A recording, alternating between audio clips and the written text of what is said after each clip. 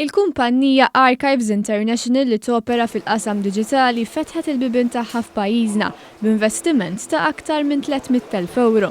Il-kumpanija l-ġdida issieħbet ma' kumpanija oħra Infoscan, waħda mill-ikbar kumpanniji fil-Ġermanja b'15-il sena esperjenza fil-qasam diġitali. Il-kumpanija l-ġdida investit f'makkinarju fejn magna waħda kapaċi tiskenja 400 paġna f'minuta. Hija t-teknoloġija li hemm ġol magna li iwassal l-scanning għal retrieval ta' informazzjoni u ta' data li jagħti l-kumpanija u l-entitajiet il-mod kif inti tiġbor informazzjoni li tiġi utilizzata b'mod iktar veloċi. Il-ħsieb huwa li l-kumpanija tkompli tikber. S'issa għandna 10 impjegati, ma kif tafu il-kumpanija Ġermaniża għandhom 350.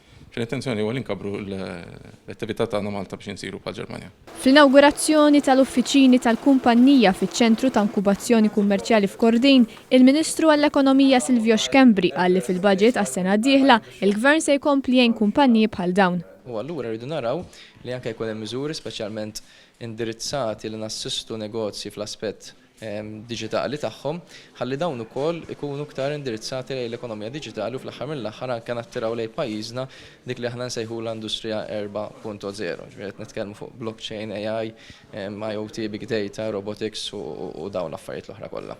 Min-naħa tiegħu is-Segretarju Parlamentari l-Ekonomija Diġitali Clayton Bartolo qal li l-qasam li bdi taħdem fih Archives International huwa wieħed li pajjiżna qed jara fl-importanza tiegħu. Hawnhekk qegħdin naraw li grazzi għas-settur diġitali irridu inkomplu aħna insaħħu l-ekonomija ta' pajjiżna, nagħmlu ekonomija li hija shock-proof li tiflaħ ukoll għal daqqiet minn barra minn Malta sabiex bekk tkun iktar reżiljenti. U noħolqu iżjed opportunitajiet ta' xogħol ta' kwalità għolja għaż-żgħażagħ u l-persuni kollha Maltin u